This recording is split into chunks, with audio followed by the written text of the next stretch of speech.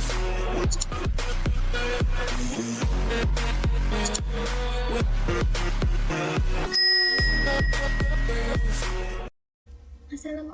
warahmatullahi wabarakatuh.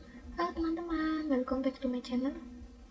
Oke, sekarang kita sudah masuk ke bab 4 pada materi MTCNA, yaitu mengenai IP address dan subnetting.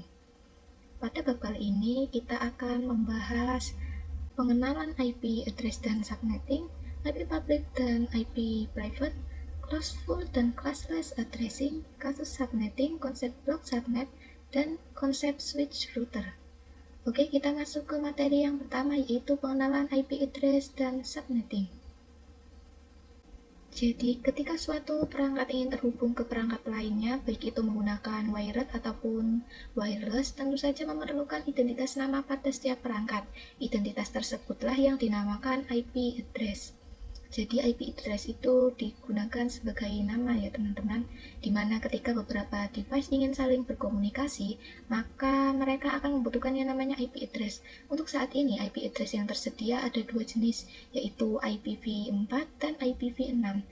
Yang mana pada IPv4 itu terdapat 4 oktet, yang mana pada setiap oktetnya itu terdiri dari 8 bit, dan jika dijumlahkan totalnya ada 32 bit, dan angka yang berada pada setiap oktetnya itu merupakan angka desimal dari 0 sampai dengan 255. Contohnya di sini ada IP 192.168.1.1. Jadi nanti kita tidak hanya membahas tentang IP address, tapi kita akan membahas tentang prefix, subnet mask, kemudian IP network, IP broadcast, dan juga range. Jadi penulisan IP address yang betul itu, misal IPv4 itu kalau di mikrotik terdapat yang namanya prefix. Jadi nanti di belakang IP address ada prefix, misal pada IP 192.168.1.1/24, maka /24 inilah yang dinamakan prefix. Kalau di Cisco itu namanya subnet mask ya teman-teman. Lalu apa sih prefix itu?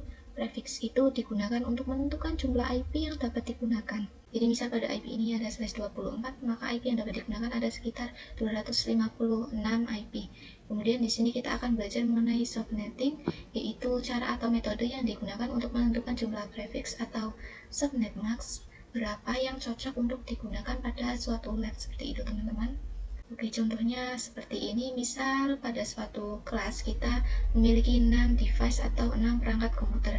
Kemudian di sini kita akan mencari prefix atau subnet mask yang cocok untuk kelas tersebut. Kalau tadi kita akan menggunakan yang /24, sedangkan /24 itu terdiri dari 256 IP, maka akan kebanyakan ya teman-teman pada kelas ini. Maka dari itu prefix yang cocok digunakan pada lab ini itu adalah /29, karena /29 memiliki total 8 IP yang dapat digunakan.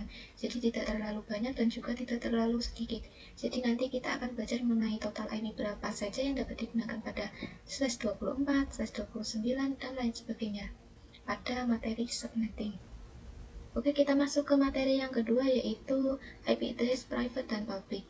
Jadi di sini kita akan fokus pada IPv4 terlebih dahulu, dan IPv4 itu terdiri dari dua jenis, yaitu private dan public.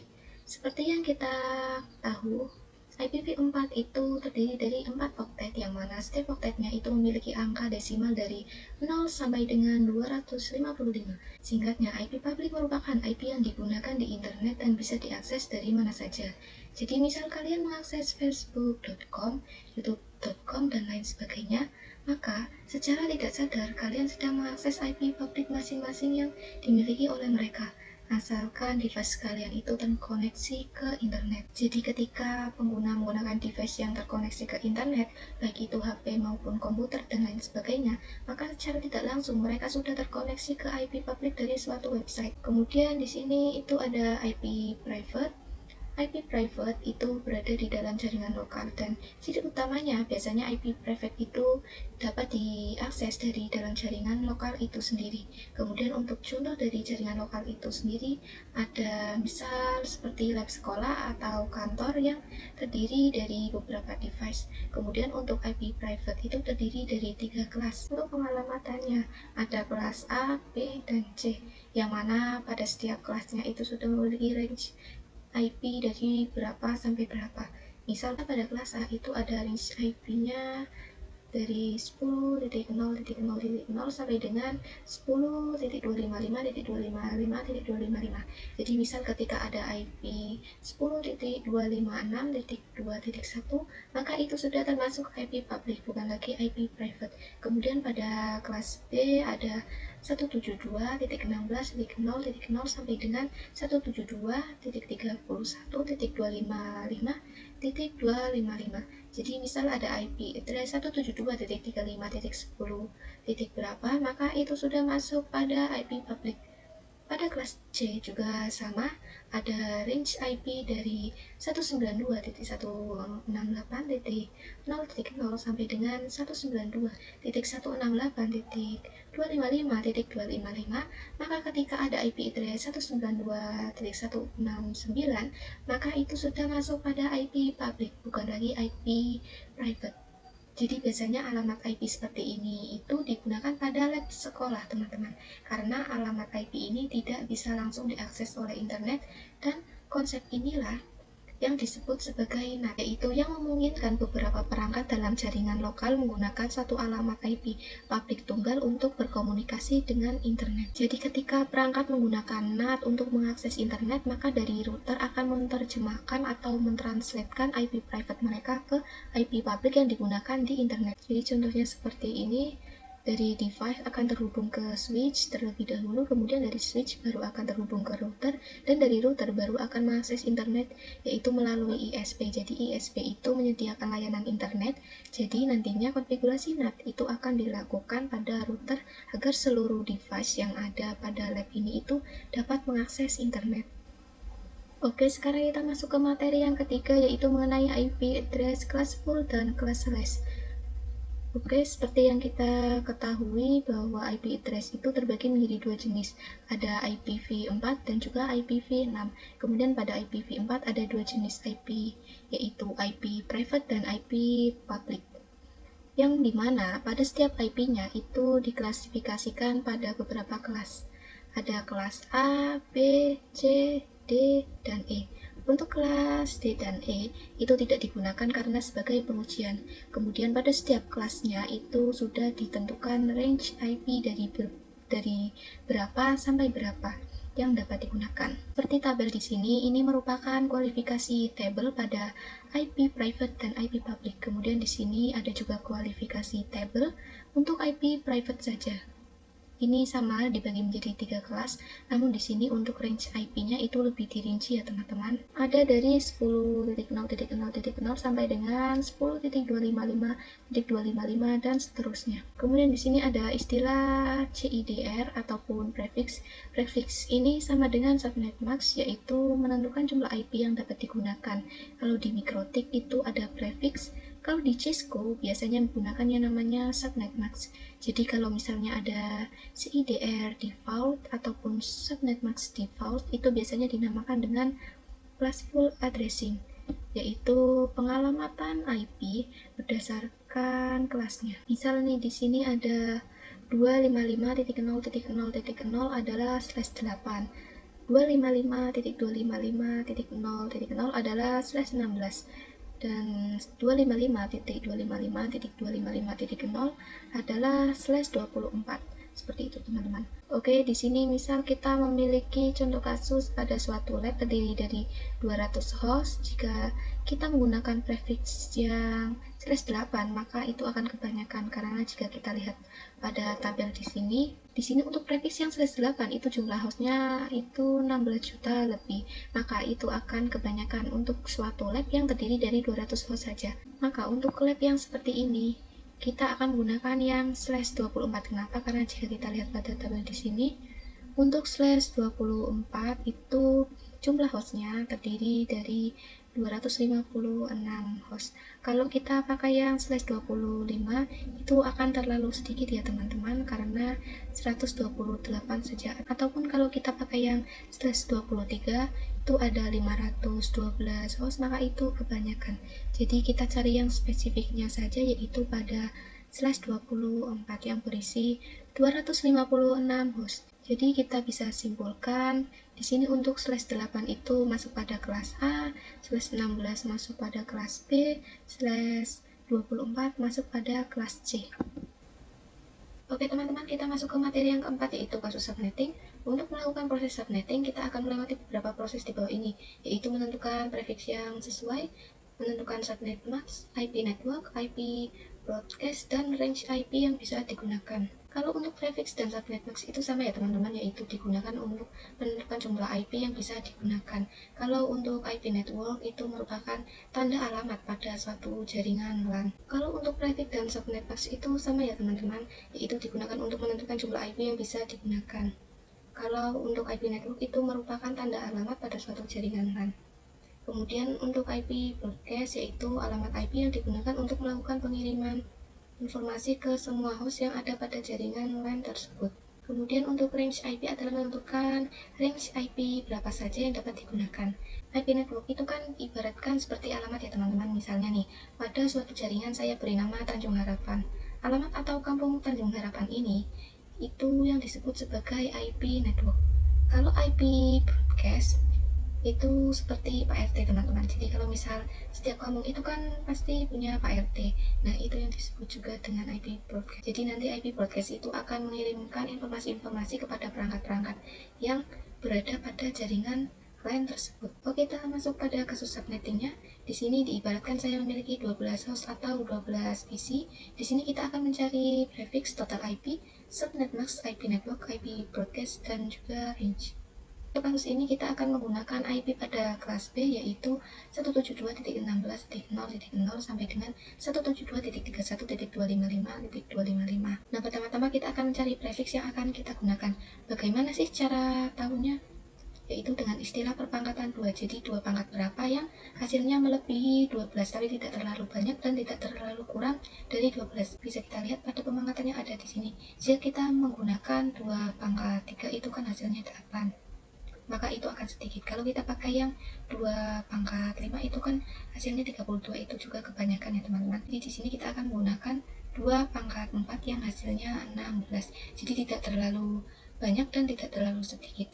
Nah, di sini kita akan mencari prefix dengan 2 pangkat 4 yang hasilnya itu 16. Nah, untuk mencari prefixnya yaitu dengan rumus 32 dikurangi 4 atau hasil perpangkatan tadi. Mengapa 32? Karena jumlah bit yang ada pada IPv4 ada 32. Jadi di sini 32 dikurangi 4 sama dengan 28. Maka prefix yang dapat kita gunakan pada 12 host ini itu adalah /28. Oke, karena di sini saya menggunakan IP pada kelas B, maka nantinya IP-nya akan 172.16.10.x/28. Jadi karena /28 ini sudah masuk pada kelas C, maka kita akan fokus perubahan offset pada angka paling belakang atau angka terakhir saja teman-teman. Untuk 3 angka di depannya itu bebas, teman-teman bisa sesuaikan saja. Nah, kemudian di sini kita akan mencari total IP, yaitu dengan cara 2 pangkat 32 dikurangi 28. 28 ini merupakan prefix yang sudah ditemukan tadi, di mana 32 dikurangi 8 itu adalah 4. Maka di sini 2 pangkat 4 yang hasilnya itu 16. Jadi total IP yang dapat kita gunakan adalah 16 IP. Kemudian kita akan mencari subnet max, yaitu dengan rumus 256 dikurangi 16. 16 ini merupakan total IP yang sudah kita temukan sebelumnya. 256 dikurangi 16 itu hasilnya 240. Maka bisa kita simpulkan bahwa subnet mask yang dapat kita hasilkan adalah 255.255.255.240. Oke, di sini kita akan mencari IP network dan IP broadcast. Di sini kita akan sandingkan keduanya secara langsung. Untuk IP network itu merupakan IP paling depan, sedangkan IP broadcast merupakan IP paling belakang. Subnet pertama pada IP network adalah 0 dan pasti 0. Lalu blok subnet kedua adalah 16. 16 ini merupakan total IP. Kemudian untuk blok subnet yang ketiga itu 32. Kenapa 32? Itu karena 16 ditambah 16. Begitu juga dengan blok subnet yang keempat, yaitu 48 yang hasilnya itu dari 32 ditambah 16.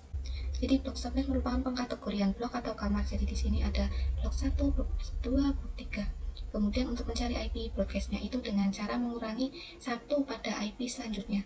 Di sini pada IP network blok 2 itu kan 16, jadi kita kurangi 1 maka hasilnya 15. Maka 15 itu diletakkan pada IP broadcast blok 1. Kemudian 32 dikurangi 1 hasilnya 31, maka 31-nya kita letakkan di IP broadcast blok 2. Kemudian sama untuk IP network blok 4 itu kan adalah 48, jika kita kurangi 1 maka hasilnya adalah 47 dan kita letakkan pada IP broadcast blok 3. Jadi di sini 0 sampai 15 itu merupakan blok subnet 1, 16 sampai 31 itu blok subnet 2, 32 sampai 47 itu blok subnet 3. Nah, bisa kita simpulkan di sini range-nya yang dapat. Kita gunakan jika kita menggunakan blok subnet yang pertama, maka range yang dapat kita gunakan adalah 172.16x10.0 sampai dengan 172.16.10.15. Perlu teman-teman ketahui bahwa IP network dan IP broadcast itu tidak bisa digunakan atau tidak dapat dipakai ya teman-teman. Jadi IP yang dapat kita gunakan hanya 14 IP, yaitu 172.16.10.1 sampai dengan 172.16.10.14. Oke, di sini kita masuk ke materi yang kelima, yaitu mengenai kasus subnetting 2. Di sini kita akan kembangkan lagi untuk hostnya dari 12 menjadi 60 host atau 60 PC. Sama di sini juga kita akan mencari prefix, total IP, subnet max, IP network, IP broadcast, dan juga range. Oke, untuk kasus ini kita akan menggunakan IP pada kelas A, yaitu 10.0.0.0 sampai dengan 10.255.255.255. Kalau sebelumnya kita menggunakan IP pada kelas B, sekarang kita akan menggunakan IP pada kelas A. Oke, untuk langkah yang pertama kita akan mencari prefix dengan menggunakan perpangkatan. Sama seperti sebelumnya. Jadi kita akan mencari dua pangkat berapa yang hasilnya tidak lebih jauh dari 60 dan tidak kurang dari 60. Di sini jika kita menggunakan yang 2 pangkat 5, itu kan hasilnya 32. Itu kurang ya teman-teman. Kalau di sini kita pakai yang 2 pangkat 6, itu kan hasilnya 64. Maka di sini kita akan menggunakan prefix dengan perpangkatan 2 pangkat 6 yang hasilnya itu 64 karena tidak terlalu banyak dan tidak terlalu sedikit. Dimana untuk mencari prefixnya itu menggunakan cara 32 dikurangi 6. Kenapa 32? Itu karena jumlah bit pada IPv4 itu adalah 32 bit dan 6 merupakan hasil dari perpangkatan yang sudah kita temukan. Jadi di sini kita akan menggunakan prefix ke-26. Kemudian di sini kita akan mencari total IP dengan cara 2 pangkat 32 dikurangi 26. 26 ini merupakan prefix. Mana 32 dikurangi 26 itu kan 6. Jadi di sini 2 pangkat 6 sama dengan 64. Jadi total IP yang dapat kita gunakan adalah 64 IP.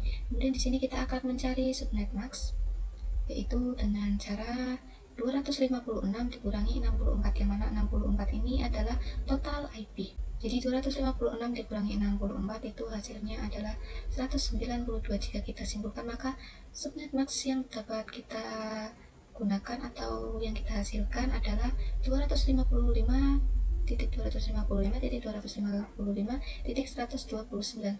Oke, karena slash 26 ini sudah masuk pada kelas C, maka kita akan fokuskan perubahan pada angka terakhir pada oktetnya. Jadi kalau kita pakai IP pada kelas A, maka nantinya IP-nya akan menjadi 10.1.1.x/26. X ini belum ditemukan karena kita akan fokuskan pada perubahan itu. Oke, di sini saya akan mencari IP network dan juga IP broadcast. Seperti sebelumnya, kita akan menggunakan metode block subnet, di mana pada block subnet pertama pada IP network itu pasti 0 ya teman-teman. Kemudian pada block subnet kedua itu adalah 64, yang mana merupakan total IP. Kemudian pada blok ketiga itu 128, yang mana itu hasil dari 64 ditambah 64. Itu juga dengan blok 4, yaitu 192, itu merupakan hasil dari 128 ditambah 64. Kemudian untuk IP broadcastnya itu kita tinggal mengurangi pada IP selanjutnya. Di sini IP selanjutnya adalah 64, maka kita kurangi 1, maka hasilnya adalah 63. Itu kita letakkan pada blok subnet 1 pada IP broadcast. Kemudian 128 dikurangi 1 itu 127. 127 kita taruh pada blok subnet 2. Kemudian untuk selanjutnya adalah 192 dikurangi 1 itu hasilnya 191. Kita letakkan pada blok subnet yang ketiga pada IP broadcast 63. Nah, di sini teman-teman bisa memilih untuk pakai blok subnet yang keberapa untuk digunakan pada kasus subnetting ini. Di sini misal saya menggunakan yang blok 2. Maka untuk range-nya itu 10.1.1.64 sampai dengan 10.1.1.127. Seperti yang kita tahu bahwa IP network dan juga IP broadcast itu tidak dapat dipakai, maka total IP yang dapat kita gunakan adalah 62 IP. Kenapa? Karena total IP yang kita temukan adalah 64 IP. Jika kita kurangi IP network dan IP broadcast, maka hasilnya adalah 62 IP, yaitu 10.1.1.65 sampai dengan 10.1.1.126. Karena IP 10.1.1.64 ini merupakan IP network dan 10.10.127 ini merupakan IP broadcast. Karena seperti yang saya bilang sebelumnya bahwa IP network itu IP yang pertama atau IP paling awal dan IP broadcast itu merupakan IP paling akhir. Seperti itu teman-teman. Oke, kita masuk pada materi yang keenam, yaitu mengenai kasus subnetting 3. Di sini kita kembangkan untuk kasusnya menjadi 100 atau 100 PC. Dan kita juga sama akan mencari prefix, total IP, subnet mask, IP network, IP broadcast, dan juga range. Oke, di sini untuk kasus yang ketiga kita akan menggunakan IP pada kelas C, yaitu 192.168.0.0 sampai dengan 192.168.255.255. Karena sebelumnya kan kita sudah menggunakan IP pada kelas A dan juga B. Dan langkah selanjutnya kita akan mencari prefix dengan berpangkatan 2 ya teman-teman. Jadi di sini kita akan mencari dua pangkat berapa yang hasilnya lebih dari 100 tapi tidak kebanyakan dan juga tidak kurang dari 100. Di sini kalau kita pakai 2 pangkat 6 yang hasilnya 64 itu akan kurang ya teman-teman. Sedangkan kalau kita pakai yang 2 pangkat 7 itu hasilnya 128, jadi tidak terlalu banyak dan tidak terlalu sedikit. Di sini untuk mencari prefixnya yaitu sama seperti sebelumnya, 32 dikurangi 7, dimana 7 ini merupakan hasil perpangkatan yang sudah kita cari sebelumnya, dimana 32 dikurangi 7 itu hasilnya adalah 25. Jadi CIDR atau prefix yang dapat kita gunakan pada kasus ini adalah /25. Kemudian di sini kita akan mencari total IP, yaitu menggunakan cara 2 pangkat 32 dikurangi 25, dimana 25 ini merupakan prefix. Jadi 32 dikurangi 25 itu hasilnya adalah 7. Jadi 2 pangkat 7 itu hasilnya adalah 128. Maka total IP yang dapat kita gunakan adalah 128 IP. Kemudian di sini kita akan mencari subnet max dengan cara 256 dikurangi 128. 128 ini merupakan total IP. Jika 256 dikurangi 128 itu hasilnya adalah 128. Jadi bisa kita simpulkan bahwa subnet mask yang dapat kita gunakan atau kita hasilkan adalah 255.255.255.128. Oke, karena size 25 ini sudah masuk pada kelas C, maka kita akan fokuskan pada angka terakhirnya. Jadi kalau kita mau pakai IP kelas C, maka IP-nya akan menjadi 192.168.1.x/25. X ini kita belum temukan ya teman-teman. Jadi untuk 3 angka di depan ini itu bebas ya, teman-teman bisa sesuaikan saja. Tapi kalau subnet max itu 3 angkanya itu 255 ini memang default dari sananya ya teman-teman. Oke, kemudian di sini kita akan mencari IP network dan juga IP broadcast. Sama seperti sebelumnya pada blok subnet 1 untuk IP network itu pasti 0. Kemudian pada blok subnet 2 itu kita isikan 128 karena 128 ini merupakan total IP. Kemudian untuk blok subnet yang ketiga kita bisa isikan 256, dimana 256 ini merupakan 128 ditambah 128 itu hasilnya adalah 256.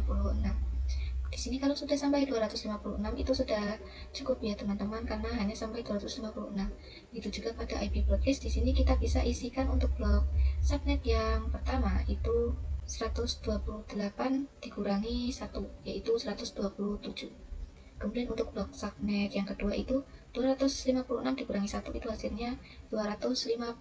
Kemudian setelah ini teman-teman bebas mau pakai blok subnet berapa untuk digunakan pada kasus subnetting 3 ini. Misal di sini saya mau pakai blok 1, maka untuk range-nya itu 192.168.1.0 sampai dengan 192.168.1.127. Seperti yang kita ketahui bahwa IP network dan IP broadcast itu tidak dapat dipakai, maka untuk range IP yang dapat kita gunakan itu ada 126 IP, yang tadinya 128 menjadi 126 karena 2 IP itu IP network dan IP broadcast itu tidak dapat dipakai. Jadi 128 dikurangi dua IP ya.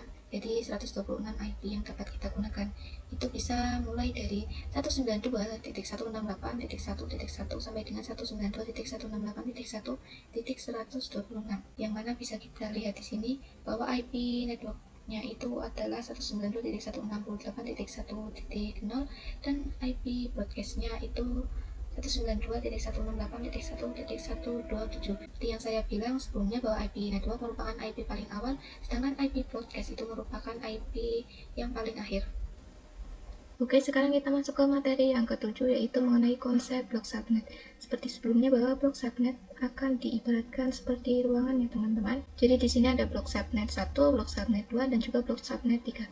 Oke, kita lihat ilustrasinya. Blok subnet itu diibaratkan seperti ruangan. Jadi misal pada suatu gedung memiliki 3 lantai, kemudian blok subnet 1 itu digunakan pada lantai 1, blok subnet 2 digunakan pada lantai 2, dan blok subnet 3 digunakan pada lantai 3. Nah, seperti yang teman-teman ketahui, setiap blok subnet by default-nya itu tidak bisa saling ping atau berkomunikasi. Misal pada lantai 1 kan banyak device yang menggunakan blok subnet yang sama, maka mereka bisa saling berkomunikasi. Begitu juga dengan lantai 2 dan lantai 3. Namun jika blok subnet 1 itu digunakan pada lantai 1, kemudian blok subnet 2 digunakan pada lantai 2, maka di lantai 1 tidak bisa berkomunikasi ke lantai 2 karena mereka menggunakan blok subnet yang berbeda. Namun itu by default, secara default. Namun kita bisa mengubahnya dengan beberapa konfigurasi. Ibaratnya seperti ini, pada PC 1 dan PC 2 saya menggunakan blok subnet yang pertama. PC 1 menggunakan 10.10.10.5 dan PC 2 itu menggunakan 10.10.10.12, maka mereka bisa saling berkomunikasi karena menggunakan blok subnet yang sama. Namun di sini jika PC 3 saya masukkan IP 10.10.10.66, maka dia tidak bisa berkomunikasi ke PC 2.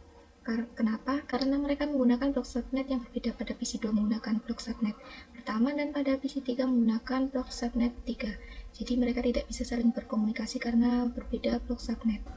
Oke, kita masuk ke materi yang ke-8, yaitu IPv4 delivery type. Untuk IPv4 delivery type ini dibagi menjadi 3, yaitu unicast, multicast, dan broadcast. Jadi IPv4 delivery type ini didefinisikan sebagai mekanisme dalam pengiriman data ya teman-teman. Di sini yang pertama itu unicast. Unicast merupakan proses pengiriman data tepat diterima oleh satu host saja. Contohnya komunikasi yang dilakukan oleh IP address baik kelas A, B, dan C. Jadi di sini one-to-one communication. Jadi dari satu host mengirimkan ke satu tujuan yang sudah ditentukan. Bisa dilihat di sini ilustrasinya. Ini merupakan source-nya dan ini merupakan destination-nya. Oke, kemudian yang kedua itu multicast atau one-to-many communication, yaitu proses pengiriman data yang dilakukan oleh satu host ke beberapa destination yang sudah ditentukan tujuannya, atau biasanya disebut sebagai group. Salah satu contohnya ada pada grup IP address kelas D ya.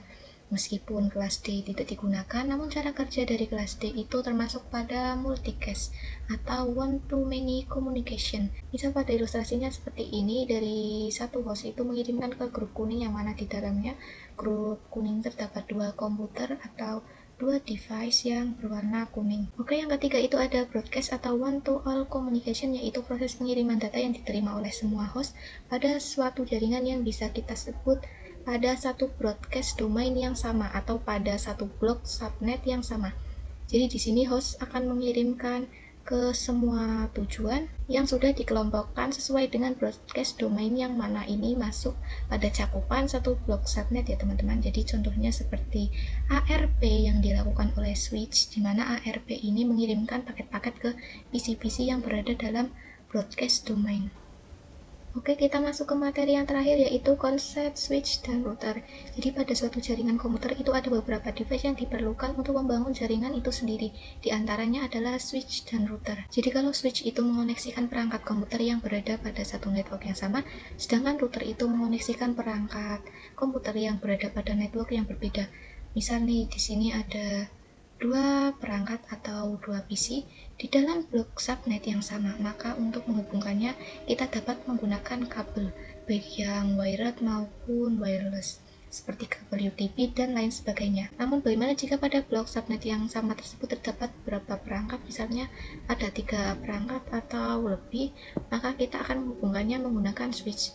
Dan untuk jumlah port pada switch itu berbeda-beda teman-teman, ada yang 44, 48, dan lain sebagainya. Nah, karena mereka berada pada blok subnet yang sama, maka agar terhubung mereka harus menggunakan IP address pada blok subnet yang sama juga. Misalnya nih, pada blok subnet ini kita menggunakan IP address pada blok subnet pertama semua, yaitu 0 sampai dengan 31. Nah, misal ada blok subnet lagi nih yang di dalamnya menggunakan IP address pada blok subnet yang berbeda juga, maka secara default antara blok subnet 1 dan blok subnet 2 itu tidak dapat terhubung.